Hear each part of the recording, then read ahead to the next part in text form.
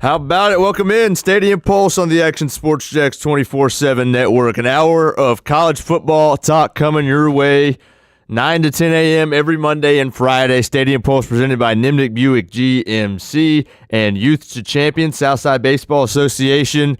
Welcome in. Thank you for starting your week with us on the Action Sports Jacks 24/7 network. Each and every week we come in here and we break down what the heck just happened in college football. And this Monday morning will be no different. And I think everybody is learning in 2025, new era of college football. Temper the expectations. And especially teams in the SEC, I think is the same. Or especially, we got to realize that, undefeated seasons no more. You're going to lose football games. And I think the key discretion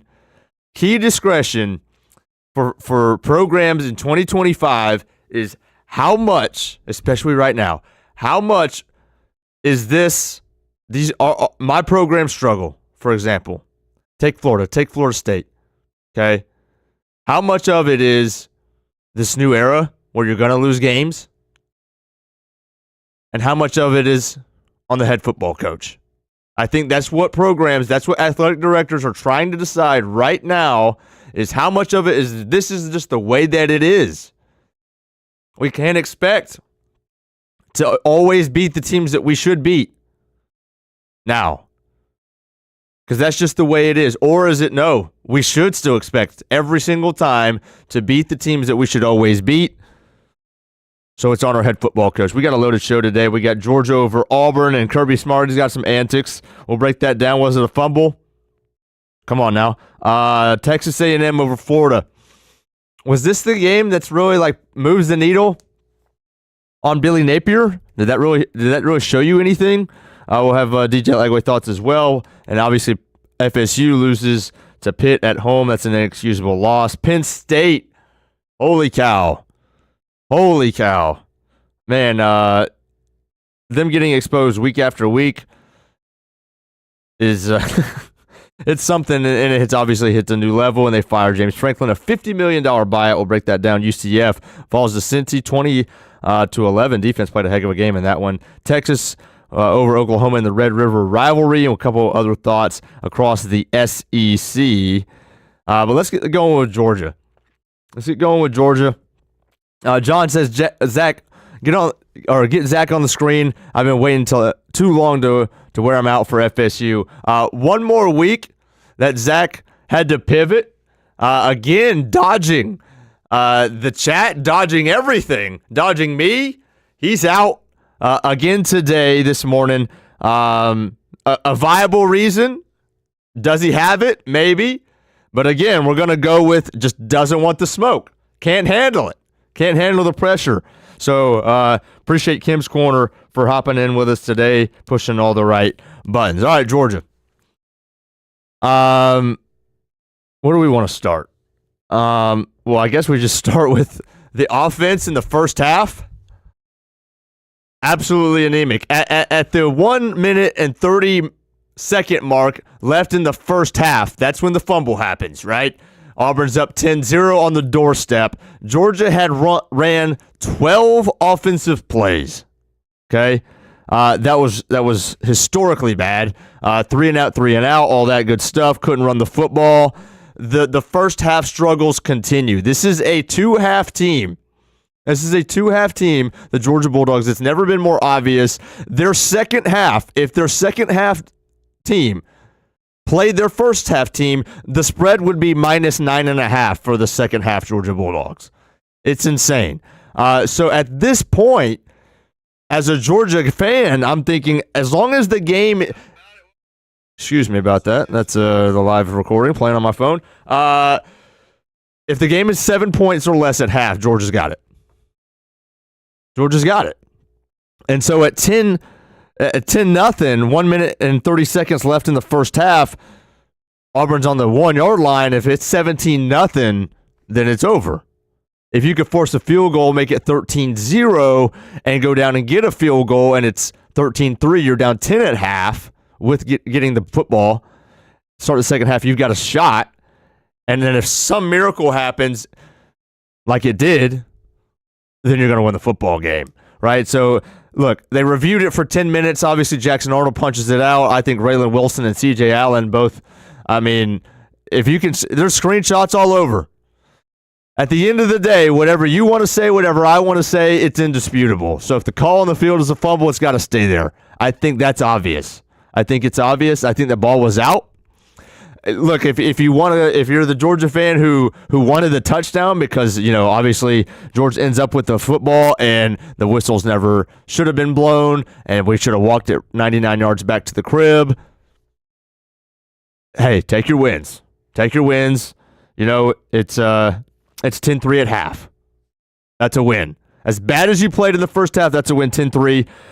And then look from there, and here's why Auburn fans should be, hey, chill out a little bit on that fumble, because after that, after the fumble, Georgia outgained Auburn 300-50.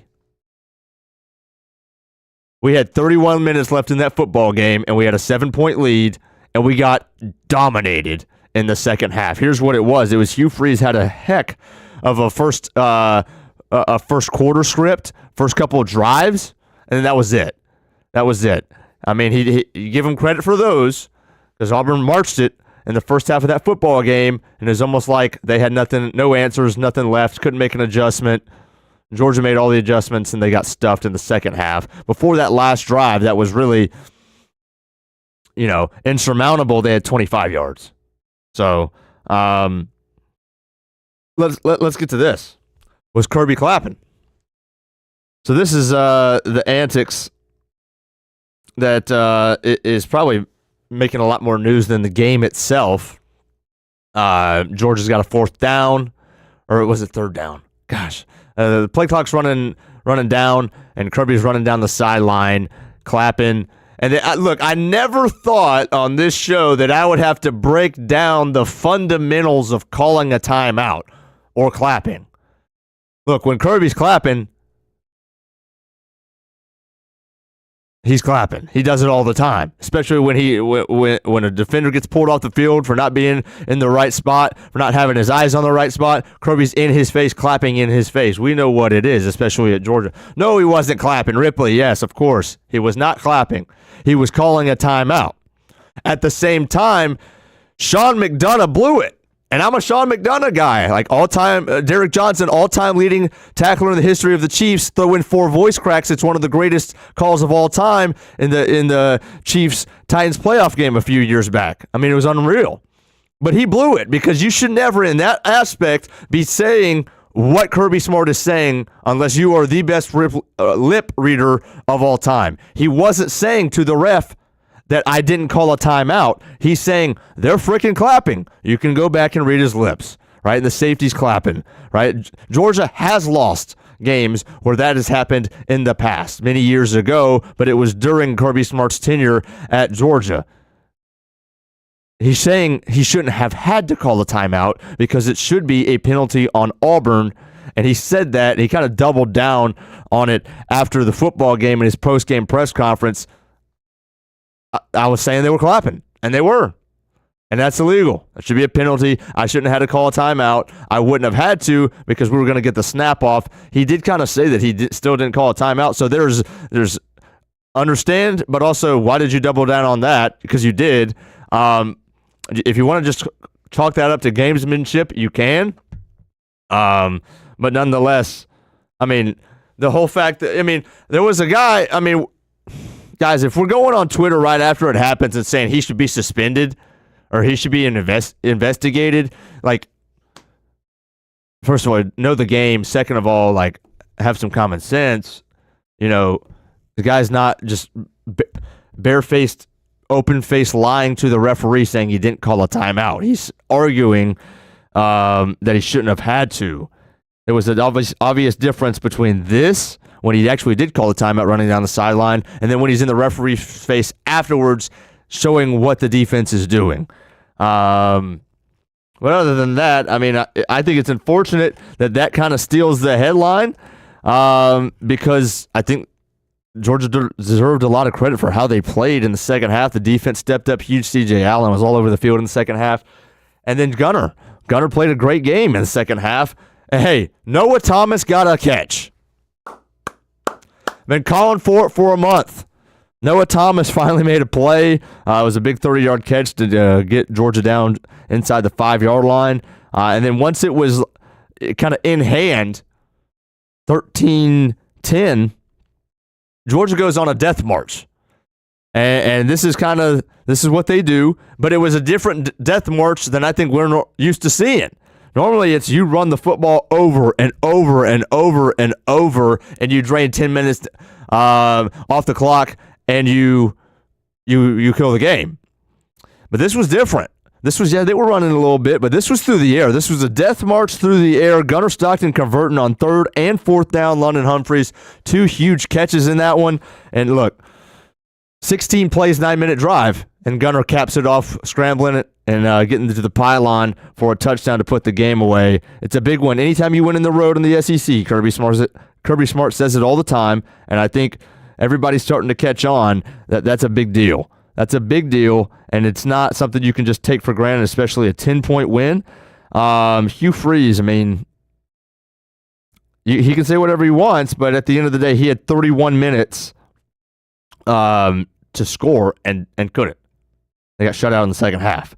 So if you're an offensive guy and you're an offensive guru and that's your calling card, hey, score in the second half at home, and then maybe we'll listen to you after the game. Ripley in the chat says, here in the real world, none of us care about the timeout. The real statement is how 52 dominated in the trenches. Atta baby, Ripley. Kristen Miller is going to be a future first-round pick for Georgia coming out in April. All year long, even last year, 52 is dominated at up front for the Dawgs, and he is the reason why the secondary for a lot. I mean, we're stuffing the run, right? Georgia's stuffing the run. Jackson Arnold, in the first half, they're trying to get everything to get to 3rd and 2. And obviously, if you get to 3rd and 2 as a quarterback run-heavy offense, you're going to have a lot of success. And that's what they did. That's why they went up 10-0. But in the second half, Kristen Miller, like you mentioned, C.J. Allen stepped up big, and Georgia was able to shut him out. Ripley says he dominated one-man gang. Absolutely, because Georgia is searching for guys on the defensive line. Jordan Hall from Jacksonville. They have guys on the edge who are decent in the run, but Kristen Miller really is, like you said. He is the guy, and he's got to be on there on every rundown, especially against a team like Auburn, who wants to just run between the tackles all night long. All right, I think it's time enough. Let's get to Gainesville. Stadium Pulse. We check the pulse in five spots: Athens, Gainesville, Tallahassee, Orlando, and Miami. You lost by 17 on the road in the SEC against the top 5 team in the country in one of the toughest places to play in the country. I don't understand the expectation for Florida fans coming off of the month that you just did. Just because you beat Texas, we should expect to win this football game. And I'm not saying everybody did. I'm saying, look, it was a 7-point game pretty much the entire game. You didn't play that bad. Did it get away from you at the very end? Yeah. But it was a 7-point game all the way throughout, if not tied in the first half, specifically in the first quarter. Come out 14-14. What do you want? This is normal. At the end of the day, my biggest takeaway was, that's a normal loss in the SEC against the number 5 team in the country at Kyle Field. If we expect Napier to win the game, then I guess we can be pissed at him and blame him for everything and all that stuff. But you lost by 17 when really it was a 1-score game on the road in the SEC. Normal. Look, I don't know how else to sugarcoat it or dodge it, but this is what I believe by watching the game back or live and back. Billy Napier called a good game. And I promise you that I'm not watching the game trying to just have the opposing opinion just to come on here and tell it to you. Everybody wants to crush him. Everybody wants to say he's an overmatched offensive coach. His play calling's bad. I saw it 50 times Saturday night, and we've seen it for 2 years, right? They're saying that he wanted them out. They want him out because he's a stale play caller, refuses to give it up, and that's going to be his doom. Again, I've said it. I'm going to keep repeating it. I'm going to keep repeating it every show, and I have for the last month. He's bad situationally. He's bad with time management. He's a good play caller. He's a good play caller. And he was drawing up winners. And look, at the start, I kind of want to go drive-by-drive. Let me go drive-by-drive for Florida. Because really, what I would want Gators fans to do is say, hey, show me plays. Show me plays, specific plays where I'm not talking about time.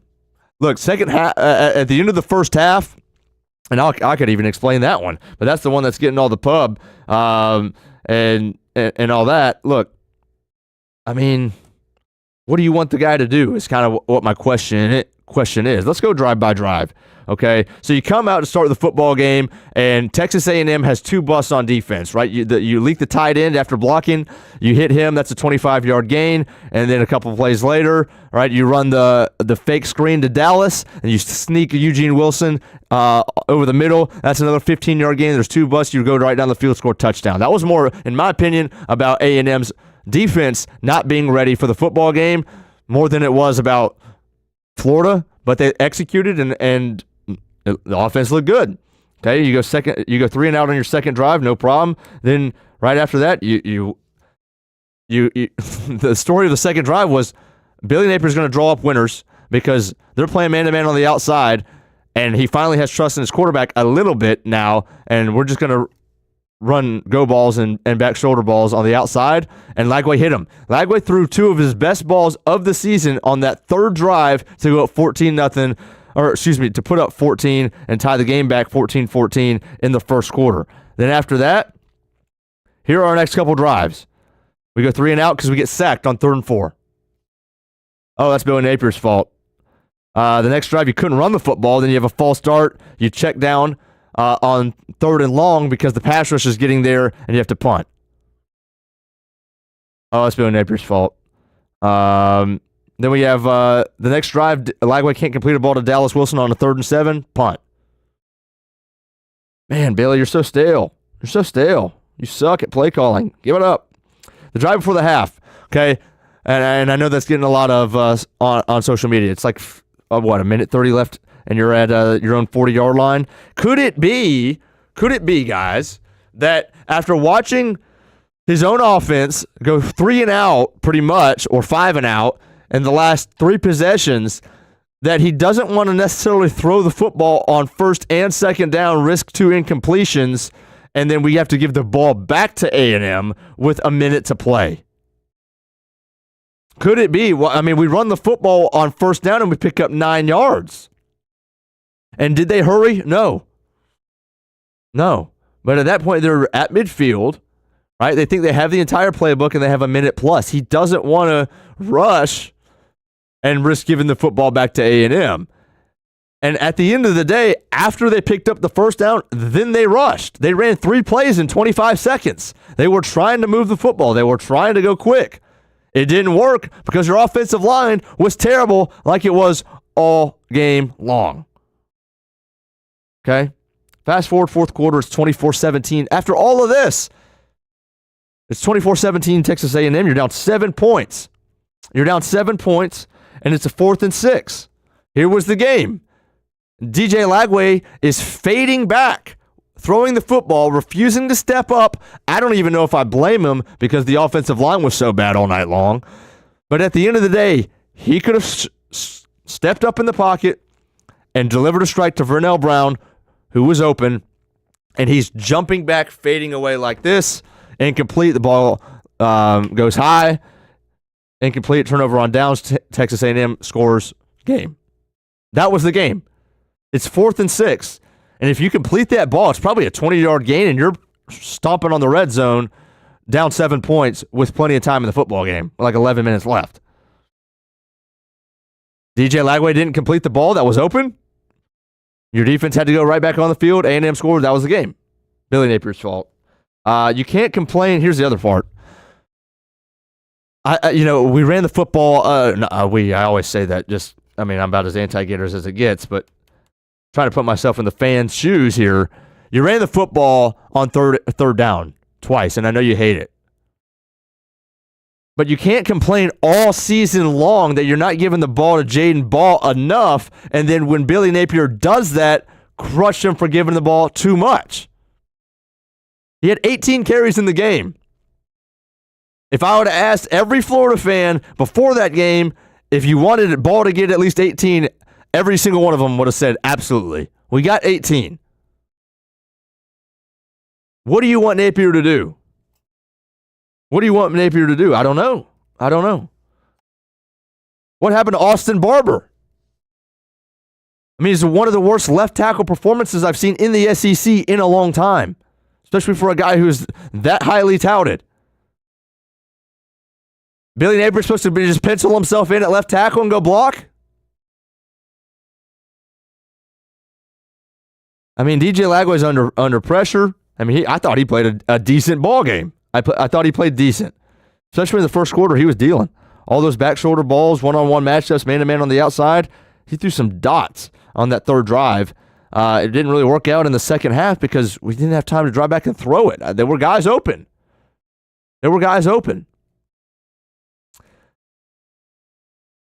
Ripley in the chat says the Gators in the second half, I believe, had 5 drives that could have tied the game, and they didn't. Yeah, at the end of the day, obviously, some of that is on coaching. I'm not absolving Billy Napier of all blame here.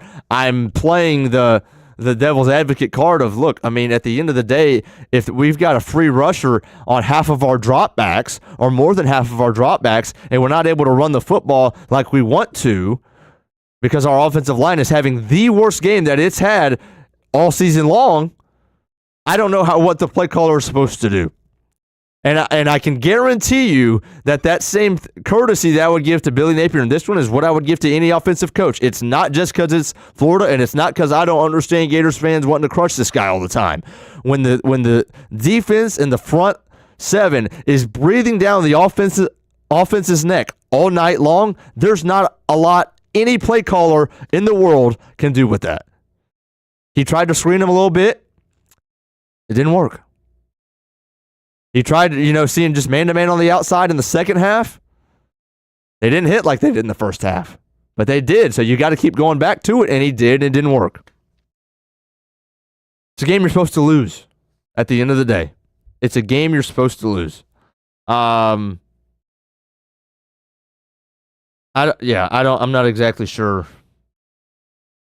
where I just want specific plays and specific situations where Billy should have called this. Billy should have done that. Right? And I just don't see them when I watch the games back. I just don't see him. I see him helping out his quarterback a lot more than he's hurting him. And maybe Dallas Wilson, you could have targeted him a couple more times, but you've got other guys. This is not a one-man show, and trust me, Gators fans, you don't want it to be. You want Vernell getting thrown the ball. You want Sturdivant getting thrown the football. Should I wait on FSU? Let me just go FSU. I feel like I might as well. 34-31, you lose at home. It's an inexcusable loss. At the end of the day, that's it. It's an inexcusable loss for Mike Norvell. And look, I thought they were going to roll in this football game. Okay? To just chronicle it out, I had Virginia beating them. I had that upset, and it happened. Then I had FSU. I thought they were going to squeak one out against Miami. Thought Miami was a better football team, but I thought, again, college football is going to college football. FSU's at home. They got a little bit of extra motivation. I thought Miami would lose one game this year, and I thought it would be FSU. Didn't happen. But I thought they were still a decent football team. I got fooled. They're not. Always thought they were very gettable. Never thought they were a top 10 team or anything like that. Never thought they were playoff caliber. But I thought they were good enough to handle teams like Pitt, a regular ACC team at home. And they couldn't do it. The defense can't tackle. Hey, let me show this picture. Kim, if you could throw this one up here. Look, if you want to know why you lost the football game, Noles fans, this is why you lost the game. Check this out if you're away from your screen. We got 4 free hats, and not a single one can impact the ball carrier, and he's going to walk in for a touchdown. This is 1st and goal from the 10. 1st and goal from the 10. You can see right next to 90, there's your running back with the football. He can even get him. I mean, he's trailing, so we really have 5 free hats. This is a touchdown. FSU, you want to know why you're 3-3? You want to know why you got 3 straight losses, why you lost? You can't handle home field advantage against Pitt? You want to know why Mike Norvell's probably going to be out in a few weeks? This is why. That's a touchdown, and explain to me how. We have 5 free hats with an opportunity to tackle the running back, and nobody can get him on the ground. Y'all can't tackle.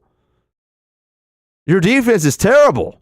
And even still, your offense really let you down in the second half of this one. It was both sides. There was definitely both sides in this one. After all of this, thank you, Kim, for throwing that up there. After all of this, it's 24-24 with 11 minutes left. And that's in the first quarter. That's a 0-0 ball game. That's the first touchdown of the game. Fast forward all the way to the fourth quarter. It's 24-24 with 11 minutes left in the game. And you have 2 3-and-outs in the fourth quarter. So as bad as your defense is and as bad as it played, at the end of the day, offense, you're at home. It's a tie ball game. You can't go 3-and-out 2 straight times in the fourth quarter. You can't do it. And here's what it is. Castellanos, look, he's kept him in ball games, but this is the same thing that I would caution FSU fans with that I've cautioned Gators fans with. Gators fans, the last person they ever wanted to blame was their quarterback. They wanted to pin it all on their head football coach, and it didn't work. It took 5 interceptions against LSU for them to say, maybe our quarterback isn't as good as we thought he was, and maybe he deserves some blame as well. FSU fans, you should probably caution yourself and think along the same lines. Multiple times in at least the second half, there is a decently clean pocket for Castellanos to step up into and make a strong throw to an open receiver. And what does he do? He pulls the ball down, he bails and escapes the pocket, and then we got to throw the football out of bounds or try to get a 1 or 2 yard gain. Because the Pitt did a decent job of containing Castellanos, spying him, all those good things. Step up and rip the football. I mean, I could see in my mind there's 2 third downs in the fourth quarter, or in the second half, I should say. I think both of them were in the fourth quarter, where we've got a guy uncovering for a 15-yard gain on a 3rd and 7 or something like that, and Castellanos is bailing, tucking the football, peeling out, trying to find something, nothing's there, just got to throw it away or throw the football late to somebody on the sideline, and it's incomplete, and you got to punt. Step up. That's rookie stuff, I think. Or at least, maybe it's just veteran stuff of, hey, you played college football for a long time. That's on you. Your offensive line did their job. Your receiver is open. Your coordinator, which Gus Malzahn deserves plenty of blame, but he drew up a winner for you. You got a guy finding the soft spot in the zone for a 15-yard gain on 3rd and 7. Hit it. And the ball doesn't even get thrown. The ball doesn't even get thrown to that guy because our quarterback can't stand in the pocket. Deuce Robinson, 2 catches for 10 yards. Why? That should never happen for FSU. That should never happen for FSU. And you made Mason Heinschel look like a goat. I mean, yes, he did throw 2 picks, but at the same time, this is his first career road start, second ever start in college football, and he's 21 of 29 for 2 touchdowns, 321 passing yards, and also carries it 16 times for 60+. He looked like more of a veteran quarterback than Castellanos. I don't care if you threw 2 picks. With the game on the line, you had Mason Heinschel, whoever that is. He looked like the more competent guy, and he looked like he was going to be able to convert on 3rd down, where FSU, you had no shot because you couldn't run the football, and you were playing from behind. You can't be playing from behind on the road or at home, excuse me, and expect to win, because you've got to be able to win it without having to drop back and throw it, because Castellanos can't do that. 3rd and 7, 3rd and 8, 3rd and long. You can't just 5-step drop it and find a guy. You can't do it. I wasn't on the fire Mike Norvell train before. Okay? I was upset on last Monday, after people were calling for his head after losing to Miami, because it was the same thing I just explained with Florida losing to A&M. You should have lost the game. Miami's better than you. You're not better than Miami, and you should not expect to beat them. So when you lose, don't all of a sudden just call for your head coach's head. Got to be better than that. Well, I was still thinking that, and then you lose to Pitt at home. And I think, this one's different. This one's different. I think it all swings with that one. I think before, if he wins this game, he's fully safe. But I think this one is the nail, if you will. And it just really goes to show the Bama win for FSU doesn't make any sense. It doesn't make any sense. If you lost to Bama, hypothetically, if Florida State lost to Bama week 1 by 7, right, a normal loss, they'd be 2-4, and I think Mike Norvell would be fired today or yesterday. But because of that game, he bought himself a lot of leeway, and it'll be interesting to see what Florida State will do. I want to know what Florida State fans want. Ripley says there would have been no hype for the Noles. Absolutely. Absolutely. John says DJ Lagway is going to be the one to finish Norvell. Wouldn't that be something? Wouldn't that be something if Florida State, come the last week of the season, is 5-6 and going into play Florida with a bowl on the line? Not that bowls really mean anything to you. So when you make a bowl in 2025, when you make a bowl, it means nothing. When you miss a bowl, it still means something. I think everybody would agree with me there. It means nothing to anybody anymore to make a bowl game, to win 6, and to get your team one more game that you get to watch, all that good stuff. Nobody's going to play. Nobody cares. But when you miss and you only win 5 or less, and you don't even make a bowl game, that's the threshold where that still means something. Johnson, winner keeps their job. Holy cow. Let's schedule that. And I know Ripley, he'd be in for this. This is an I quit match or whatever, a retirement match like they do in WWE. We got Florida State and Florida last week of the regular season. Winner keeps their job. Losers fired on the spot. Don't even worry about the post-game press conference or shaking the other coach's hand. As soon as the clock hits 0, loser, pack your bags. Might have some of the best ratings of any college football game this year. We get the rivalry, Florida State, Florida.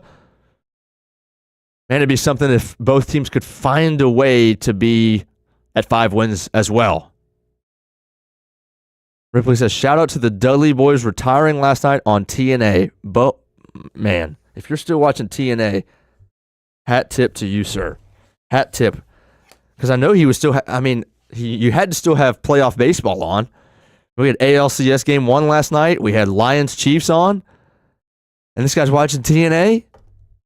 I want to know, did you have 3 TVs? Did you have the quad box with highlights running in the 4th one? Impressive. Have both ADs on the field with briefcases and pins ready. Yes. This is what we got to do. Oh, we watched the highlights on TikTok. Got it, baby. All right, Florida State fans. If Mike Norvell's out and you're searching for a replacement, and Jimbo Fisher calls and expresses interest in the job, what do? Would you want him back? Noles fans, would you want Jimbo Fisher back as your head football coach for 2026?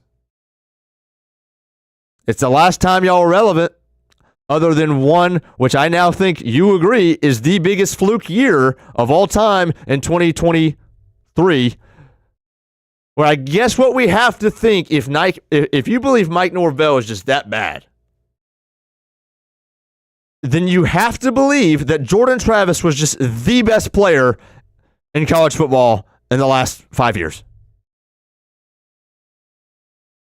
I don't think there's really any in between. Because if you're not going to give Norvell any credit and say that was a complete fluke, he got carried by Jordan Travis. Well, if he's 2-10 bad and lose to Pitt at home, 3 straight losses bad as a head football coach, then legitimately Jordan Travis had to be the best player in college football in the last 5 years. Because that's how good he would have had to be to let Mike Norvell go undefeated. I don't think there's any in between. Robbie Ward says no on Jimbo. Cutter says yes, they would welcome him back.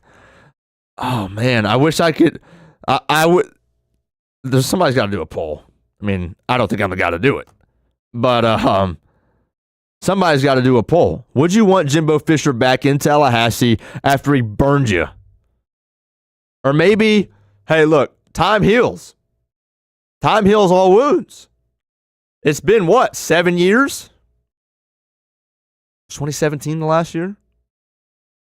You win 5 football games, and then he says, you know what, I'm out. Go to A&M.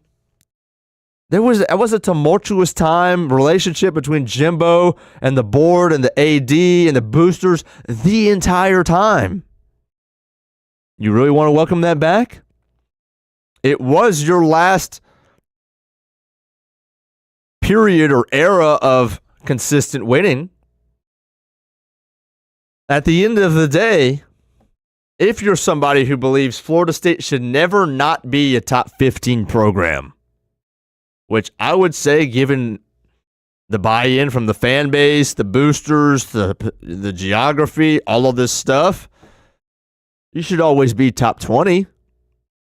You should always be in the top 4 teams of the ACC. You should always be in the top 3 teams of the ACC. Obviously, for Noles fans, big picture, they probably want to leave the ACC and get in with either the SEC or the Big Ten. That's never going to happen if we get this. And I guess the argument would be, if we're thinking big time, big picture, long term, we've got to get a coach that can get us in a position where we deserve to be in those conferences. Mike Norvell can't do it. Let's just cut our losses and move on. You want Jimbo? I mean, he's an 8-4 guy in the SEC. It's not like he didn't have plenty of time. He had all the time in the world at A&M, and he had all the backing. He couldn't get it done. I think I'd much rather go with somebody, maybe an up-and-comer again. And I'm not just penciling Alex Golish in for the job. And I mean, I've said for the last couple months, or not the last couple months, I've said since last month, timestamp it, that Florida should hire Curt Cignetti right now. Obviously not right now, but they should, in their minds, just pencil him in. Because I think he'd come. I think he'd be an idiot not to come. Leave Indiana in the dirt and come to Florida. But at the same time, I mean, Buddy just beat Oregon on the road. They're going to be in the top 5. And if they play like that, they very well can make a run in the college football playoff. Would he still want to leave? I mean, he is making $10 million a year there. It's not like, this is, we have to shift our view of Indiana. He's making $10 million. He's got the keys. He's got every bit of control that he could possibly want there. Would he come to Florida? I don't know. Holy cow, we got to take a break. We come back, Penn State fires James Franklin. So it's, Florida State and Florida fans are jealous seeing that. UCF falls to Cincy 20-11. Texas Red River Rivalry. We'll be right back on Stadium Pulse, presented by Nimnik Buick GMC and Southside Baseball Association. Appreciate everybody watching with us. We'll be right back.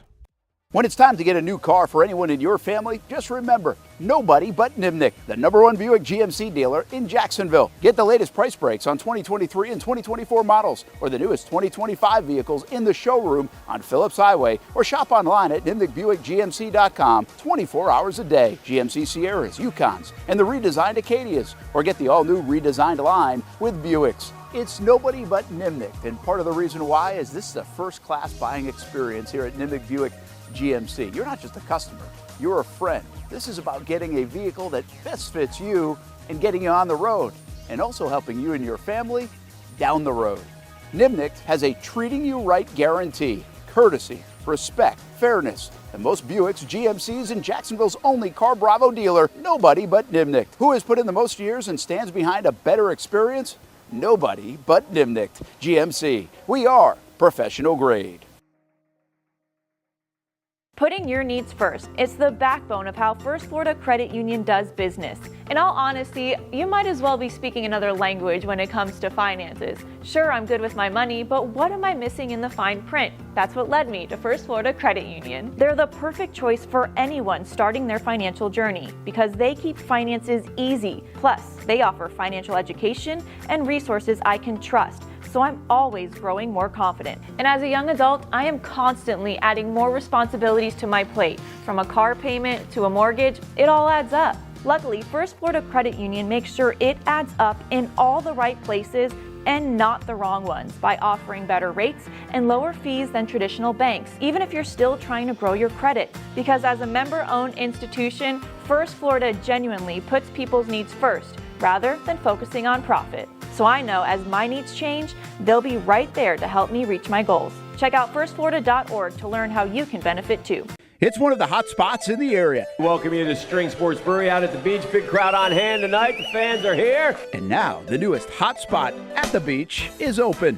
String Sports Brewery in Jax Beach has opened its doors with rave reviews. We're going to be fans forever.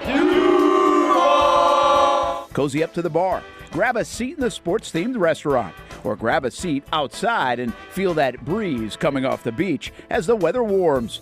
Just like the original location in Springfield, try the popular beer menu and come for lunch or dinner too, because the food is fantastic. We got a special guest in the house. He's happy. He's feeling good. He's Trayvon Walker. It's where we hosted Jags Report Live in the football season, and the String Sports Brewery staff can't wait to host you. Hey, welcome back here to String Sports Brewery. And if you haven't checked out the new location in Jax Beach, you got to do it. String Sports Brewery, now with 2 locations in Springfield and now open in Jax Beach on Penman Road. Hi, I'm Greg Mackey from Cycles of Jacksonville. Whether you're looking for a side-by-side, ATV, motorcycle, or scooter, Honda has what you need. The Honda Talon. Ultimate performance meets family-friendly fun. Prices starting at $363 a month. Or the sporty Honda CBR 650 starting at an affordable $204 a month. Stop by and choose your adventure from a full line of Honda products. Only at Cycles of Jacksonville on Atlantic Boulevard. Family owned and operated since 1983. Hello, I'm Kenny Lay of Kenny Lay & Associates. Since 2003, our firm has fought exclusively for the rights of men in family law. Divorce, modification of child support, alimony, custody, and more, all for men. A father is vitally important to a child's life, and being a man is not a reason to pay more in child support or alimony. I'm a single father. I get it. If you have a divorce or other family law issue, contact Kenny Lay & Associates at divorcemenonly.com. CGC Water Treatment and Plumbing is taking their 75-plus years of expertise and expanding to CGC Home Services. Water treatment and plumbing is still a big part of what they do, and now they can do even more for you.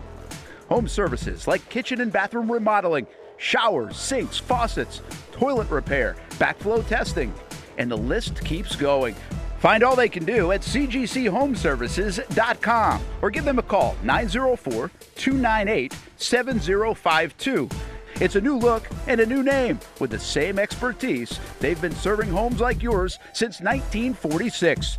CGC Home Services, right here in Jacksonville off St. John's Bluff Road, 904-298-7052. And visit cgchomeservices.com. Florida license number CFC 1432579. Welcome back to Stadium Pulse on the Action Sports Jacks 24/7 network. Taking you till 10 o'clock talking college football. Let's get right into it. Penn State.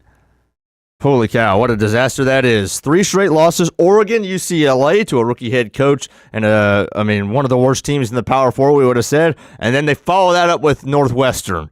Losing to Northwestern is some kind of bad. Northwestern let Tulane dominate them for 4 quarters of football earlier in this year.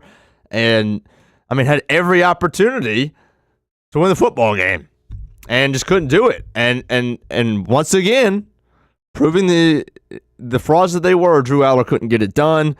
13 of 20, 137 yards and a pick. That's a normal game for him. It's a normal game for him against a Big Ten defense that's no good. Like, Northwestern's defense isn't good. Don't get it twisted just because they beat Penn State. They're not good. And Drew Aller is that bad. And I feel like I've been saying it for a year. I don't get it. That's a normal game for him. It was even last year. 13 to 20 for 180 yards and a pick. I don't get it. And now he's out for the year with 3 minutes left in the football game. They're trying to make a comeback. And he hurt his leg. I think it was a knee injury, and he's done for the year. So his career is over. College careers are over.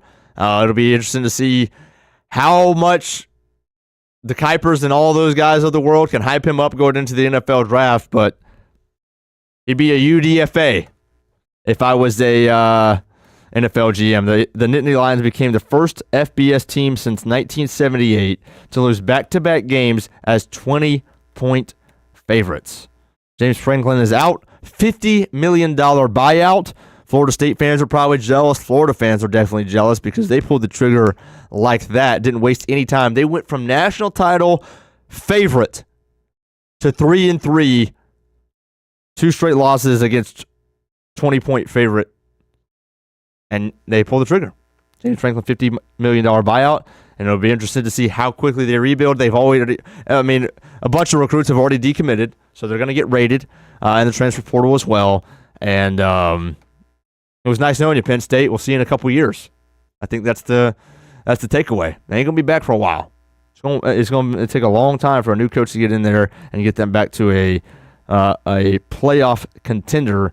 They never were a championship contender, and they still probably will not be, at least for a long, long, long time. UCF falls to Cincinnati 20-11. They were down 14-0 in the game off the rip, just like that, and it was 11-6 the rest of the game. They outscored Cincinnati. So I thought it was a gutsy performance. I didn't expect to win that game. Sorsby's been lighting up the Cincinnati quarterback, and he continued to do that in the first half, and they really shut him down.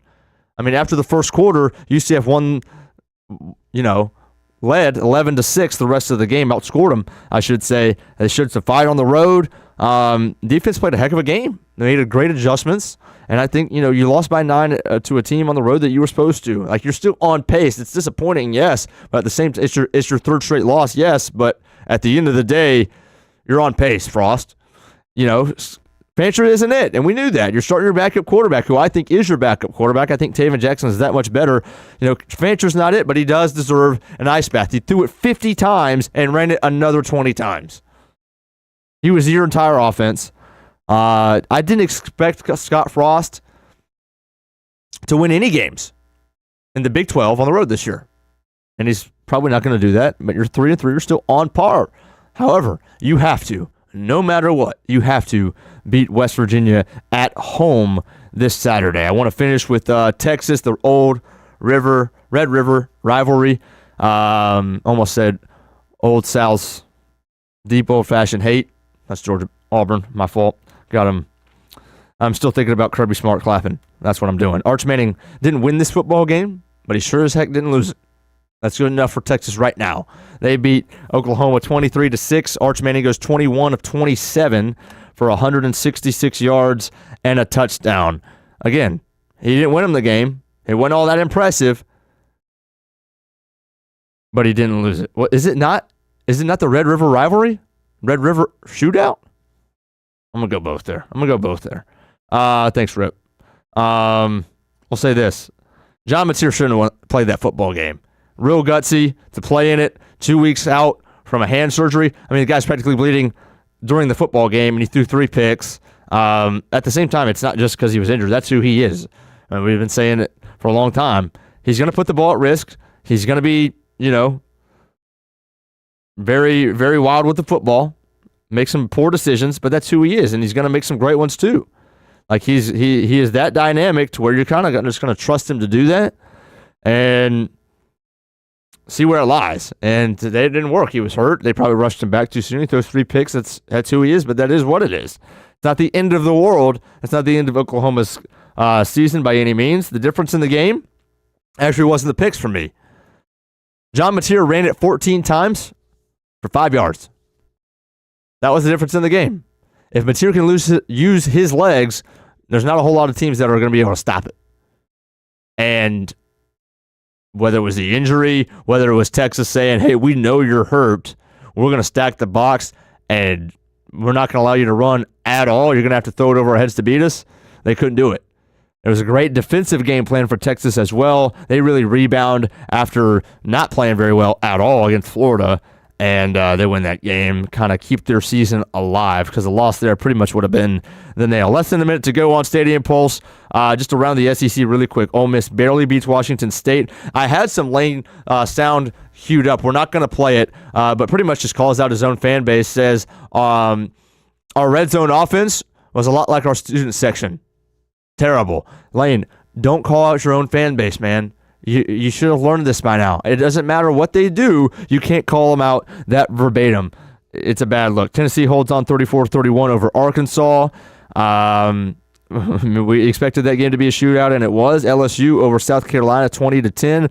The Gamecocks can still not run the football. They can't do it, and they fired, I believe, either their offensive line coach or their running backs coach after the game. I guess Beamer needs a scapegoat there. Bama 27-24 over Mizzou. Good win. Ty Simpson was just simply the better quarterback, better than Bo Pribula. And then Indiana, we will get to this next on Friday's show, but Indiana beats Oregon on the road 30-20, and Mendoza is legit. I think we're going to do top 10 quarterbacks in all of college football on this Friday's show, so you have that to look forward to. Stadium Pulse, we do it every Monday, every Friday to get your week started and bring it to a close, get your weekend started as well.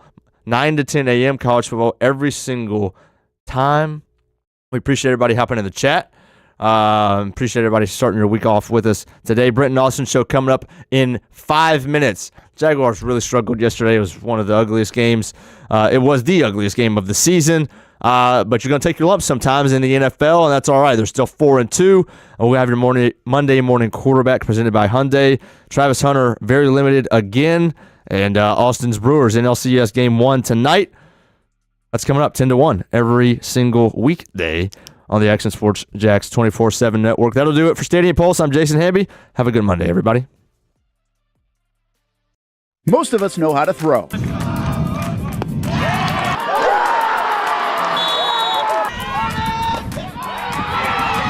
But you need to know what to throw. I'm not talking about footballs, baseballs, softballs. We're talking about those items you need to recycle. Republic Services explains it easy. Recycling simplified. 1. Know what to throw. When in doubt, throw it out. 2. Empty, clean, and dry those materials. It takes an extra minute, but it makes a big difference. And 3. Don't bag it. This makes the recycling process faster and more efficient. This is a look at the Republic Services North Florida Recycling Center. You can make this process even more efficient. By utilizing those 3 steps, Republic Services can help you become a better recycler in your home. Learn more at recyclingsimplified.com. Burgers or breakfast, you can get it all at Whataburger. Try something new on the menu or an all-time favorite like the Whataburger Patty Melt. And now you can have breakfast here at Whataburger 12 hours a day, 11 p.m. until 11 a.m. Menu items like the bacon taquito, sausage taquito, honey butter chicken biscuit. Whether you work the late night shift, just want a snack early in the morning to get your day started, or a little pick-me-up late in the morning, 12 hours a day, breakfast served, 11 p.m. until 11 a.m. A dozen locations in Jacksonville. You can order pickup or delivery and download the Whataburger app. New rewards members get free Whataburger items when placing their first online order. Just download the app. And for us coffee drinkers, Whataburger has all new hot coffee and iced coffee too. Satisfy that coffee craving at Whataburger 24/7, and it comes in a variety of